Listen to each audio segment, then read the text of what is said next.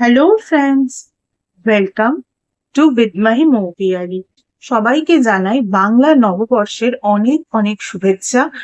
সবাইকে জানাই অক্ষয় তৃতীয়ার অনেক অনেক শুভেচ্ছা। দেখো, আজ এই দিনটা শুধুমাত্র একটা দিন নয়, কথিত আছে আজকের দিনে যা কাজ তোমরা করবে সেই কাজ সারা বছরের জন্য অক্ষয় হয়ে থাকবে। মানে সেই কাজ কিন্তু সম্পন্ন হবেই হবে। সেই কাজ কিন্তু কখনোই কোনো রকম ভাবে ক্ষয় হবে না। তাই কিন্তু অক্ষয় তৃতীয়া।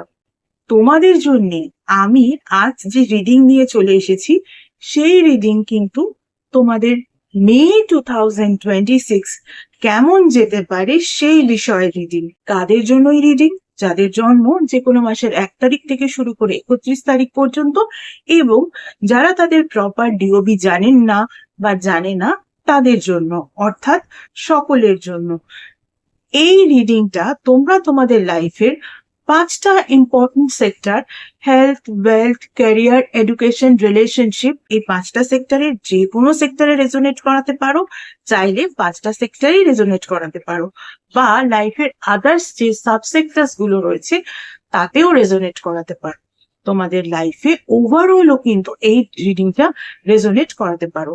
যে ক্ষেত্রেই রেজোনেট করবে সেই ক্ষেত্রেই কিন্তু তোমরা এই রিডিংটা রেজোনেট করাতে পারো। তাহলে চলো শুরু করা যাক। আজ অক্ষয় তৃতীয়ার পূর্ণ তিথিতে দেখে নিই মে 2026 সকলের জন্য কেমন যাবে, সে বিষয়ে কি কি মেসেজেস আসছে। এটা কিন্তু ভিডিওর 8 পার্ট। এর আগে ভিডিওর first, second, third, fourth, fifth, six and seventh part already uploaded. যারা যারা সেই পার্টগুলো মিস করে গেছো তারা কিন্তু একবার দেখে নিও। ভিডিওর এই পার্টে আমরা দেখে নেব যাদের জন্ম যে কোনো মাসের 29 তারিখে, 30 তারিখে এবং 31 তারিখে, তাদের জন্য কি কি মেসেজেস আসছে। তাহলে চলো শুরু করা যাক। যাদের জন্ম যে কোনো মাসের 29 তারিখে, তাদের জন্য কি কি মেসেজেস আসে একবার আমরা দেখে নিই।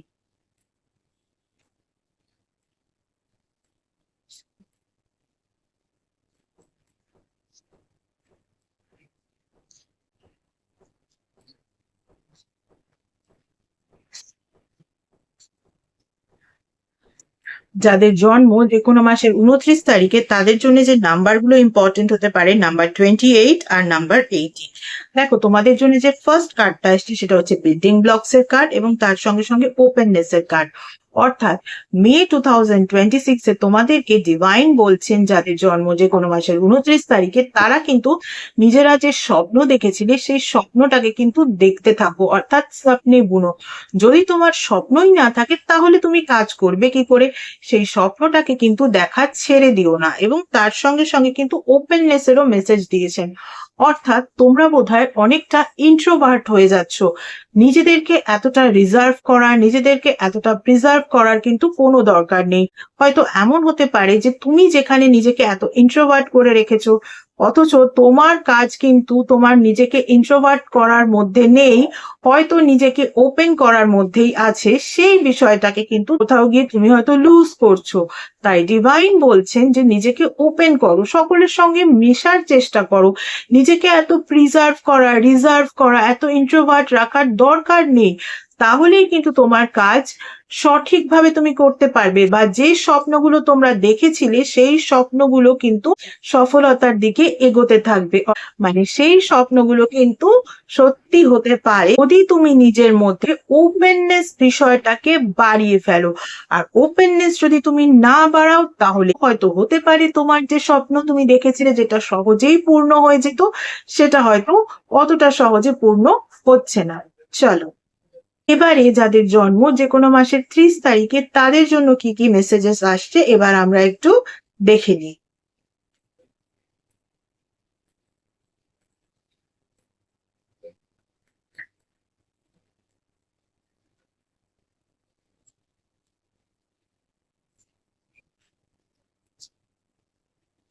দেখো, যাদের জন্ম যে কোনো মাসের 30 তারিখে তাদের জন্য যখন আমি কার্ড সাফল করছিলাম, একটা কার্ড তো আমি একটা ডেক থেকে চুজ করেই নিয়েছি।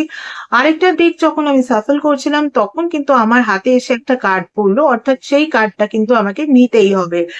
এবারে তোমাদের জন্য যে নাম্বারগুলো ইম্পর্টেন্ট হতে পারে, নাম্বার 6 আর তার সঙ্গে সঙ্গে নাম্বার 37। দেখো, তোমাদের জন্য যে ফার্স্ট কার্ডটা আসছে সেটা হচ্ছে নট ফর ইউ, এবং তার সঙ্গে সঙ্গে কিন্তু কাল্টিভেশন।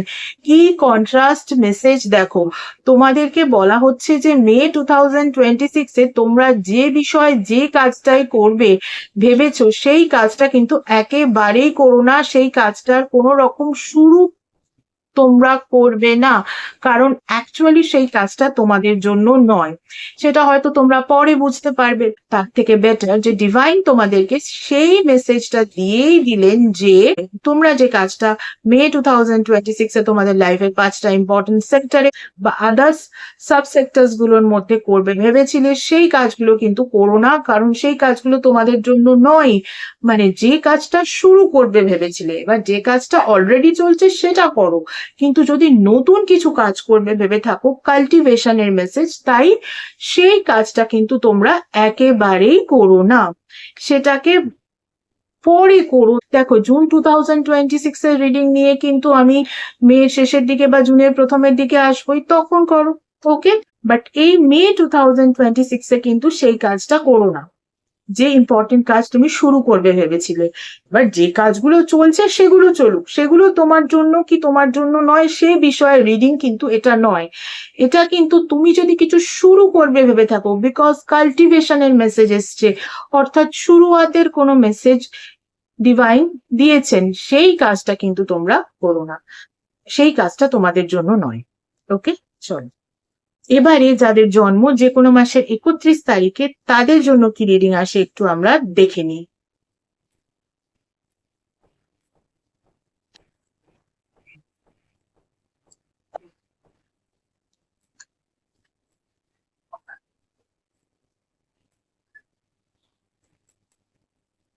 দেখো, যাদের জন্ম যে কোনো মাসের 31 তারিখে তাদের জন্য আমি যখন কার্ড সাফল করছিলাম, একটা কার্ড আমি একটা ডেক থেকে চুজ করে নিয়েছি, কিন্তু আরেকটা কার্ড আমি যখন কার্ড সাফল করছিলাম তখন আমার হাতে এসে পড়লো, ফলে সেই কার্ডটাকে তো আমায় নিতেই হবে। তো যাদের জন্ম যে কোনো মাসের 31 তারিখে তাদের জন্য যে নাম্বারগুলো ইম্পর্টেন্ট হতে পারে, নাম্বার 33 আর নাম্বার 11। দেখো, তোমাদের জন্য যে ফার্স্ট কার্ডটা এসছে কেওস অ্যান্ড কনফ্লিক্টের কার্ড, এবং তার সঙ্গে সঙ্গে এমব্রেসের কার্ড। অর্থাৎ মে 2026-এ কিন্তু তোমাদের লাইফের 5টা ইম্পর্টেন্ট সেক্টরে বা আদার্স সাব সেক্টরে কিছু না কিছু কেওস বা কিছু না কিছু কনফ্লিক্টের সৃষ্টি হতে পারে। সেটা যেরকমই হোক না কেন, সেরকম কিন্তু সৃষ্টি হওয়ার একটা চান্সেস রয়েছে। ফলে এটাকে তুমি ডিভাইনের একটা অ্যালার্ট মেসেজ ধরে নাও। যখন তুমি আগে থেকেই জানতে পারছো তোমার একটা কেওস অ্যান্ড কনফ্লিক্টের মতন বিষয় ঘটতে পারে, তুমি আগে থেকেই কিন্তু অ্যালার্ট হয়ে যাও। কেওস অ্যান্ড কনফ্লিক্ট আনার চেষ্টা করো না তোমার লাইফে মে 2026-এ। এবং এর সঙ্গে সঙ্গে কিন্তু এমব্রেসেরও মেসেজ দিয়েছেন ডিভাইন, অর্থাৎ মে মাসে তোমাদের সঙ্গে যাই ঘটুক না কেন, ভালো মন্দ সবটাকেই কিন্তু একসেপ্ট করতে হবে। এমব্রেস করা মানেই কিন্তু এখানে অ্যাকসেপ্টেন্সের ব্যাপার, ফলে ভালো মন্দ যাহাই আসুক সেটাকে একসেপ্ট করে নাও। আর কেওস অ্যান্ড কনফ্লিক্টের যেহেতু একটা সম্ভাবনা আছে, সেই জায়গায় কিন্তু প্রথম থেকেই নিজেদেরকে একটু অ্যালার্ট করে নাও। সব বিষয়ই কিন্তু যেখানে দেখবে কেওস অ্যান্ড কনফ্লিক্টের মতন পরিস্থিতি শুরু হতে পারে, সেখান থেকে একটু নিজেকে দূরে করে রাখো যাদের জন্ম যে কোনো মাসের 31 তারিখে। ওকে, চল ভিডিওর এই পার্টে কিন্তু এটুকুই। ভিডিওর লাস্ট পার্ট দেখতে হলে কিন্তু দেখতে থাকতে হবে। এছাড়া যারা যারা আমার থেকে পার্সোনাল কনসালটেশন নিতে চাও তাদের বলবো, পার্সোনাল কনসালটেশন কিন্তু একেবারেই ফ্রি কনসালটেশন নয়। পার্সোনাল কনসালটেশন কিন্তু paid consultation. Regarding what? Regarding numerology, vastu, tarot reading, tarot healing, crystal healing, healing with Reiki, healing with meditation, healing with law of attraction, healing with symbolism, astrology, palmistry, সনাতন ধর্মীয় পদ্ধতিতে spell casting, সনাতন ধর্মীয় পদ্ধতিতে Mojo bag making, এছাড়াও এমন কিছু special remedies যেগুলো তোমাদের ওভারঅল ডিটেলস চেক করার পরেই দেওয়া যায়, এভাবে জেনারেলি দেওয়া যায় না, ইত্যাদি বিষয়ে আমার থেকে কনসালটেশন নিতে হলে কিন্তু স্ক্রিনে যে ইমেল আইডিটা দেখতে পাচ্ছ সেই ইমেল আইডিতে মেল করো তোমাদের অ্যাপয়েন্টমেন্ট বুক করার জন্য। তোমাদের অ্যাপয়েন্টমেন্ট একবার বুক করা হয়ে গেলে তখন তোমাদের টাইম স্লট প্রোভাইড করে দেওয়া হবে এবং কল নাম্বারও প্রোভাইড করে দেওয়া হবে। যে টাইম স্লট ওয়াইজ সেই নাম্বারে কিন্তু তোমাদের কল করে নিতে হবে। এতদিন ধরে তোমরা যেভাবে আমার ফেসবুক পেজটাকে লাইক, ফলো, শেয়ার করেছো, তোমাদের বন্ধুদেরকে আমার পেজে ইনভাইট করেছো, তাদের বন্ধুদেরকেও ইনভাইট করে নিতে বলেছো, ঠিক একই রকম ভাবে আমার ইউটিউব চ্যানেলটাকেও কিন্তু সাবস্ক্রাইব করতে হবে। পাশে থাকা বেল আইকনটাকে ক্লিক করতে হবে এবং তোমাদের বন্ধুদেরও বলতে হবে তারাও যেন আমার ইউটিউব চ্যানেলটাকে সাবস্ক্রাইব করে নেয়। Tata, thank you so much.